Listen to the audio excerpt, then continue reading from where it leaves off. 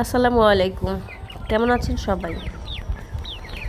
আজকে আমাদের টাইগার মুরগির 1 মাস 5 দিন বয়স। এর মাঝে আমরা 14 দিনের মতো ফিড 0 সাইজেরটা খাইয়েছি।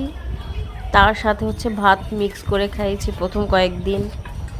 তারপর বিভিন্ন এক্সপেরিমেন্ট করলাম, সবজি এগুলো সিদ্ধ করে খাওয়ালাম। 1 মাস 5 দিন বয়সী মুরগির সাইজটা ঠিক আছে কিনা আমি জানি না, তারপরও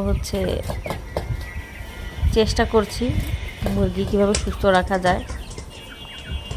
আজকে মুরগিকে কলমি শাক দিলাম, সাথে ভাত, ফিড আর একটু ভুসি মাখিয়ে দিলাম।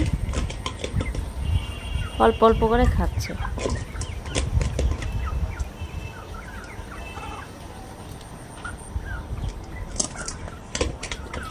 কোনো খামারি ভাই ও বোনেরা যদি দেখে থাকে যে এই মুরগির সাইজ ঠিক আছে কিনা বা কিভাবে আরও এদের গ্রোথ ভালো করা যায়, অবশ্যই কমেন্টে জানাবেন। আমরা সেভাবেই চেষ্টা করব লালন পালন করার জন্য।